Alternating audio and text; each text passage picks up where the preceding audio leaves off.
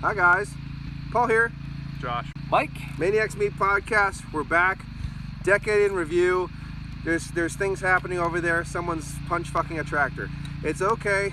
We are into the 1988 edition. So we're gonna find out our top picks from that year. There was a lot going on that year. We're getting to the end of the decade, of course, and we can notice there's a change going on. Maybe the atmosphere of the film so much being released. Maybe less horror, a little bit more sci-fi, a little bit more dark comedy, more this, more that. But someone throw me a list of some of the films that came out in 1988. 1988. I'll let you read them because that's what you do. That's apparently what I do. All right. So 555. 555. American Gothic. Bad Dreams. Black Roses, which is fucking fantastic. It is fantastic. The Blob. The Blob, actually, probably is a really, really great remake. The Blob, the 1988 Blob. I actually didn't mind it. Like a lot of people talk shit on it. I don't understand why, because honestly, like the special effects in that movie are fucking disgustingly sick. I thought it was pretty good. Blood Relations, The Brain. That was a crazy film. Brain Damage, another absolute bitch-stitching crazy-ass film. Cheerleader Camp, Cellar Dweller, Jeffrey Combs and Cellar Dweller, and Yvonne DiCarlo. Child's Play. Which we were just It should have been a one and done, by the way. Chillers. Like Shut up. Curse of the Blue Lights. Dead Heat. Now that was just Dead Heat. That's just Dead Heat. You know. Dead Heat. Joe Piscopo. We got Dead Ringers, David Cronenberg. Deadly Dreams, Destroyer, Dial Help. A lot of D's, the motherfuckers. Yeah. Discarnate, Dracula's Widow, Dream Demon, Edge of the Axe, which the ending killed that film. Elvira, The Evil Clutch, which we talked about, Evil Clutch. Evil Dead Trap, Evil Laugh, Faceless, Just Franco, actually a really good film. Friday the 13th, Part 7, my favorite Friday the 13th, by the way. Fright Night 2, which is an absolutely fantastic film. It oh my god, and she is just hot. She's got this thing about her. She's just hot. Ghost Town, Ghost House, Grave Robbers, Halloween 4, Return of the Michael Myers after they went back to try to get some money because of 3 bombing, even though 3 is a good movie. Hide and Go Shriek, Hobgoblins, Hollywood Chicks, Chainsaw Hookers, with again Linnea Quigley, Gunnar Henson, good times there, and I do believe Michelle Bauer's in that one too. Howling 4, the original Nightmare, which is closer to the actual book than the first Howling. Iced, I can't say that one. The Jitters, Killer Clowns from Outer Space, crazy ass film. Killing Birds, The Kiss, Lady in White, beautiful film. Lair of the White Worm. Lone Wolf, crazy werewolf film, I think from Canada as well, or Mexico, one of those. It's either above or below, it's all the same, it's all shit. Maniac Cop, Manatee, Memorial Valley Massacre, Midnight Movie Massacre, Monkey Shines, The Moonlight Sonata, Mangrove, Necromancer, The Nest, Night of the Demons, A Nightmare on Elm Street Part 4, The Dream Master, Not of This Earth, Tracy Lords, Hoo-Ha Hoo-Hoo, little butt in that one. Out of Body, Phantasm 2, funny that Phantasm took that long to get to. I know, to get to part 2. Yeah. Well, we gotta make some money somehow. Yeah. Phantom Brother, Pin, Poltergeist 3, Pulse, Pumpkinhead, which was a fun one. Pumpkin one, yeah. Rabbit Grandies, little Rat Man, and that's different. Return of the Living Dead Part 2, Rush Week, Scarecrow, Serpent in the Rainbow, Wes Craven, probably one of Wes Craven's probably best films. A more authentic take on zombies. Yeah, the Haitians idea. Yeah. And you know, Wes Craven just didn't do Scream and Nightmare on Elm Street, you pieces of shit. So there you go. Sleepaway Camp 2, Unhappy Campers, which is a pretty goddamn good one. It's pretty fun. It's not as like Sausage Fest. It makes up for a lot of tits. I think they're all good movies. Slime City, we talked about that today. Slugs, great film from 80. Yeah. I love it when he eats the cabbage and then it blows out his eyes. Sorority Babe and the Slime Bowl-orama, which I thought you were going to go for that one. We'll see what you picked. The Spider Labyrinth, Tales from the Gimli Hospital, The Unholy, Uninvited, Unmasked, Part 25, what the hell? The Unnameable, which just came in the mail today for me, but I already have that. I have Part 2. I have Part 2, and well, I just got Part 1. I had one, but someone borrowed it. Oh. I never got it back. Well, I probably bought it off them on eBay. Probably did. Until Death, Vampire in Venice, Verania, Watchers, Waxwork, Witchery, Witchcraft, Wood Chipper Massacre, which it's just pure filth. I love it. Dun, dun, dun, dun, and Zombie 3. There we go. Virgin Among the Living Dead, I do believe that one is titled. So, here we are. That is a lot of talking I just did, and I can't read the comments because my eyes are bad. So, anyway, we'll start from this side to this side, and we'll see what's going on with this one, what we have right now. Viewing many Germans. There you go. Uh, So what did you pick for 1988? 88. I felt like there was only one. Elvira. When I really thought Mistress about of the Dark. And Cassandra Peterson just turned 69 years and old. she still looks amazing. She still looks amazing. I think 69 is an apt number for this woman. There you go. So there we go. I went with Elvira. Not the scariest film out of 88, but for me, out of that list, the most iconic. I mean, Elvira did so much for horror, like as a hostess, and as a character, and I remember watching this movie as a kid, fell in love with it, and it's one I constantly go back to and put in when I want to just watch something that I enjoy. Plus the laundry list of side characters that you recognize but never remember their names, like the guy that played. Well, the uncle in this one is a perfect example of that because he's been in a lot. I actually really like him as an actor. He was in that one episode called Grey Wolf of the Werewolf episode too. And it's got the mayor's assistant from Ghostbusters 2, that guy, the redheaded lady that was in. Oh, you got that the bitch from the Hogan's family. Yeah. I think she was. She was the next door neighbor. Day off, I think. Yeah, too. she was the I mean. Yeah, I like that. It was like, bitch, if I wanted your opinion, I'd beat it out of you. The kid from Nightmare on Elm Street Part 3 that was the kid in the wheelchair. He's in this. He's in like a bunch of stuff. But yeah, for me, just Elvira. It's Elvira, and I was like, I couldn't pass it up. I mean, I was really battling back and forth between this and Killer Clowns from Outer Space. Yeah. Because Killer Clowns is fantastic. It is a pretty fantastic film. But no, Elvira was it for me. That was it. That was it. Not the scariest one, but I think that for me the best one out of that. And you know what? Because of her, a lot of used socks and stains were washed out of many things growing up. Absolutely. Good time to be alive for young men at the time. You know, watching some Elvira. Bleach. Yeah, exactly. I picked. I don't have it with me right now, but I picked Night of the Demons. Night of the Demons. Night of the Demons. I just love that film. I was going like this. Should I pick Elvira? Should I pick Killer Clowns from Outer Space? I kind of didn't want to go with him and pick something that absolutely wasn't fucking horror for a horror podcast and pick like Ghostbusters. How's Elvira fall in that mix? Well, I'm just saying, at least it's got something. But I decided, because I was really going strong for Killer Clowns. Killer Clowns is just a great film. I think you'd agree. Killer Clowns is great. It's absolutely fantastic. Shadows Brothers' best work, if you ask me. But I kind of wanted to go the like opening song to Killer Clowns. Dickies. Yeah, that's great. But I kind of wanted to go strictly horror. So I was like, you know what? Fuck it. I'm going Night of the Demons. Linnea Quigley, Naked Asian.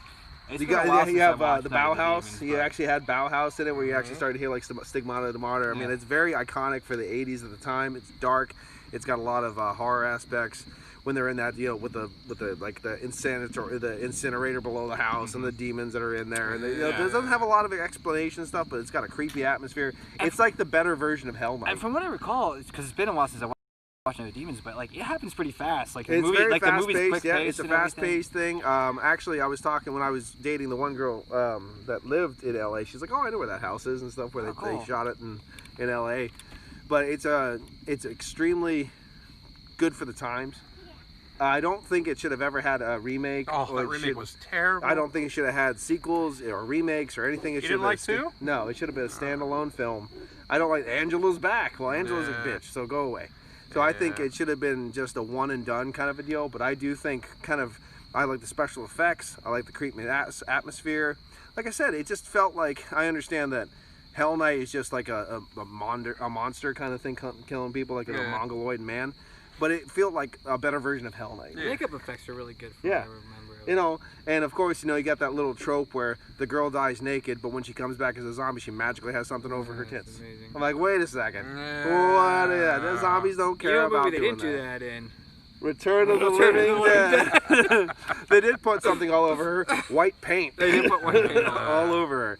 Yeah, no, that's true. And again, Linnea Quigley. But no, Linnea Quigley's scene in the full circle. We did that there. It's a zombie game. Hey, how about this? Run over there and hit a tree. No. See you later. Bye. Doing something, buddy. Go. No. Bye. Go. I'll shoot you. That's all right. I've had a lot of people shoot me. Yeah. Anyway,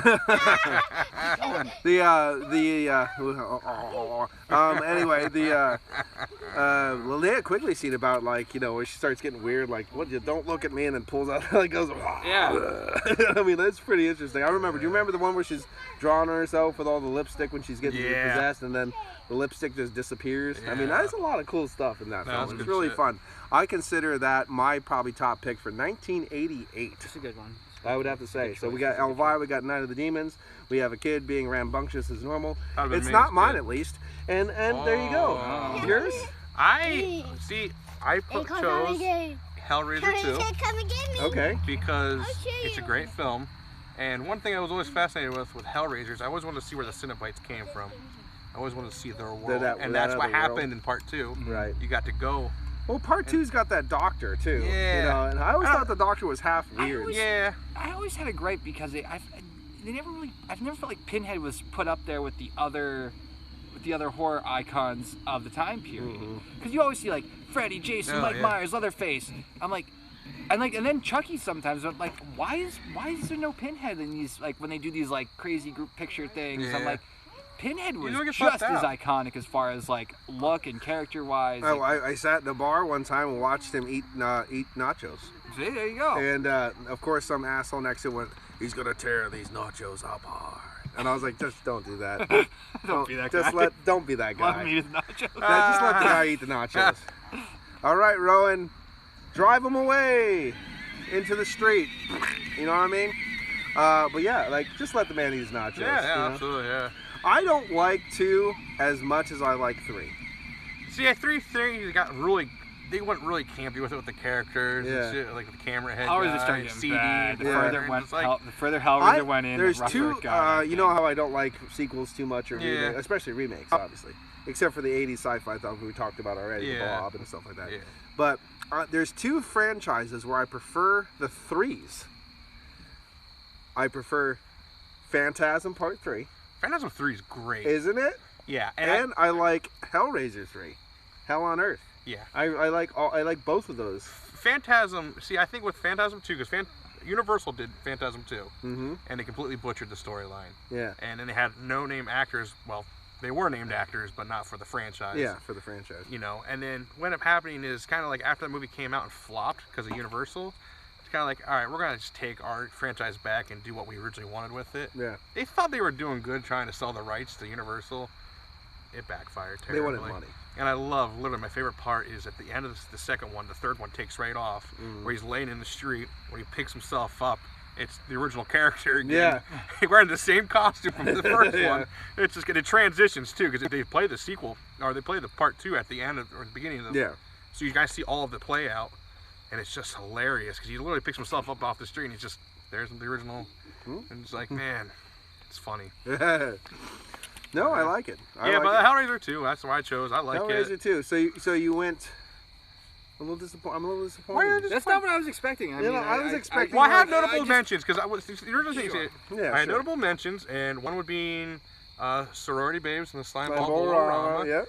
Come on, baby. I love that movie, and that movie is good. Yeah. But, you know, it's one of those things, since we're talking about our favorite go-tos, it's not a movie that I've watched as much as I've said Hellraiser 2, probably. I accept that. I think that's a fair point. So, and Hobgoblins. Well, I thought you were going to pick Killer Clowns from Outer Space. You know, I like that movie, and it has a special place in my heart. But it's better than how. It's one of those things. Especially, I don't want to sound like you. Why go back and start picking horror films when you haven't picked real horror films like this whole fucking decade so far? You can fuck off. I'm just saying. The dude throws Ghostbusters out one time. Yeah, I'm waiting for you to pick listen to me. Hey, that's I have a complete argument for that, but that's another episode. That's another time. But listen to me. Killer Clowns from Outer Space, like you, has become such a popularity thing.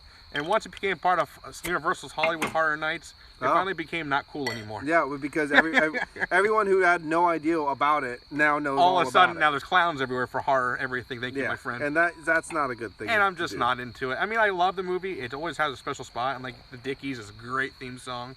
You know, and I love the Shadow Brothers. Yeah, they just kill it with their special effects. But, like... And who didn't get a little excited at the chick clowns at the end when you... Oh, yeah. You got the chick clowns, yeah.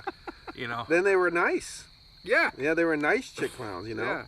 I would probably, so if you really want an actual good woman, you have to go to outer space to a clown planet. Yeah. All the ones here are bitches. And they're going to make a TV show supposedly about this, and I don't want it to happen. Get the fuck out. They are not. Oh, what? About Killer Clowns in Outer Space. Really? Yeah, Netflix wants to cash in on it. I feel with the like China bread. is there a resurgence of Killer Clowns in Outer Space going on? Because I feel like within the past, I don't know, 4 or 5 months, I've been seeing shit for Killer Clowns from Outer Space, and I'm like, well, last year they did at Halloween Horror Nights. That was a theme.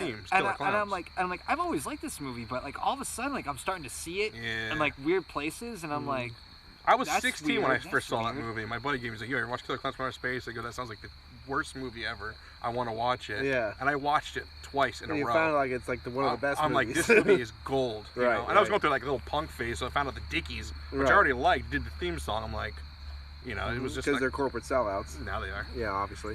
But then again, and then they used the Killer Clown mask and Ernest Scared Stupid Yeah, for the trolls. that's I another always- thing I too. always They loved that. recycled the costumes for Ernest Scared Stupid. yeah, just change the color Yeah. pattern Ernest on them, Scared and Stupid is fucking they were the trolls. fantastic. So. It's And they were even able to use clowns they wouldn't use in the one of the movie. better horror films from that day. Yeah, that's probably Ernest's best film. Ernest Goes to Jail might have been the second. Yeah. Ernest Goes to Camp's nice though. I like that. Those were the three: Camp, Jail, and Scared Stupid. Well, Those were Africa, the ones. Oh well, yeah, Army. but Yeah, he goes to the army. I have them all. even like Ernest Saves Christmas and Ernest Tries Again and Yeah. stuff like that. Those were fine. But like, No, those the three films. The ones he lives up to. Yeah, but the ones that are where it's at. Well, and the nice thing, there is a box set, and it only has those three on it. That's the one that I have, and the opening, the actual opening to Ernest Scared Stupid is phenomenal. Yep. No, I completely agree with you. So there it is. We got 1988. We got Elvira. We've got Night of the Demons, and we've got Hellraiser. and we got Ghostbusters 2. You know, here we go. We got Hellraiser 2. So that's good. I think that's a pretty good. I list. actually think it's a pretty solid choice. No, honestly, year round, or like for the year. Ghostbusters was a solid choice as well. And I mean, Paul, what's better, Christine or Ghostbusters? Sometimes they come back. I'll settle for that. Maximum Overdrive with the Yeah. Emilio That's what I was like, was it better? They were like, I'll settle for that. So we're gonna pick non-horror, or I really like cars for some reason. I'm like, okay, I'll have a Festa, you know, whatever. Ford Fiesta. A Ford Fiesta. I don't know. I'm a Toyota guy. I don't never watched Christine. A Chrysler. I don't know. I can't find any of the appeal in really too much Stephen King's films, and the ones that are really good, no one knows about, like Night Flyers. Yeah, not like Night Eye? Flyers. Cat's Eye was Cat's good. Eye, but no one watched that. I don't know many people that know about that, and if they do, they only remember the very last story with Drew Barrymore. They don't remember the rest. Which was kind of actually one of the weakest. I think. I like the guy that started quitting smoking. Yeah. Yeah. Cut off his fingers. Yeah. Yeah, he quit. cat. He quit. Put your wife in there. Yeah. Yeah. Other than that, that's it. And we'll be back for 1989. We're wrapping it up. So I gotta get my old ass up. Don't knock the table over. No, I'm not gonna knock the table.